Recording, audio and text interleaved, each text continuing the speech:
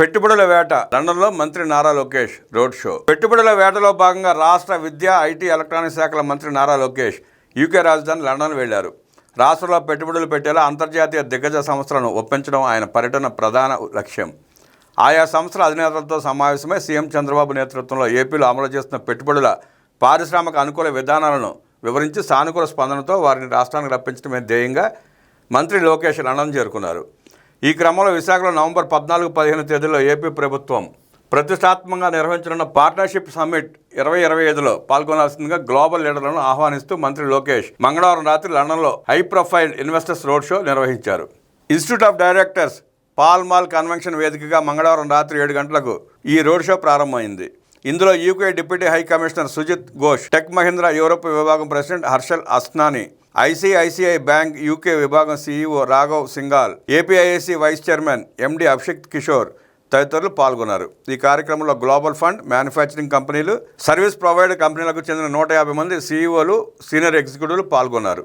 రాష్ట్రంలో కూటమి ప్రభుత్వం అధికారంలోకి వచ్చిన తర్వాత అమలు చేస్తున్న speed of doing, investors friendly విధానాలు, గత 15 నెలల కాలంలో రాష్ట్రానికి వచ్చిన భారీ పెట్టుబడులు, కొత్తగా పరిశ్రమల ఏర్పాటు గల అవకాశాలను ఈ సందర్భంగా మంత్రి లోకేష్ వివరించారు. గత 15 నెలల కాలంలో ఆంధ్రప్రదేశ్ ప్రభుత్వం 10,06,799 కోట్ల రూపాయల విలువైన 122 భారీ ప్రాజెక్టులకు అనుమతించింది. రాష్ట్రంలో కొత్తగా ఏర్పడే పరిశ్రమల కోసం 1,00,000 ఎకరాల భూమి కలిగిన పారిశ్రామిక క్లస్టర్లను ప్రభుత్వం సిద్ధం చేసింది. మరో ఏడాదిలో ఈ పెట్టుబడులను రెట్టింపు చేయాలన్నది ఏపీ ప్రభుత్వ లక్ష్యం.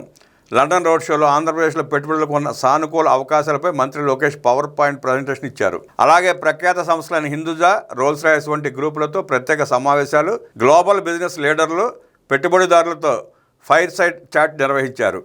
రోడ్ షో సందర్భంగా ఏపీలో పోర్ట్ ఆధారిత పారిశ్రామికీకరణ, గ్రీన్ ఎనర్జీ, డిజిటల్ ఇన్నోవేషన్, ఆధునిక తయారీ రంగం వంటి అంశాలను మంత్రి లోకేష్ ప్రముఖంగా ప్రస్తావించారు. పెట్టుబడులతో పాటు శాశ్వత ఆర్థిక అవకాశాలను ఇన్వెస్టర్లకు వివరించారు.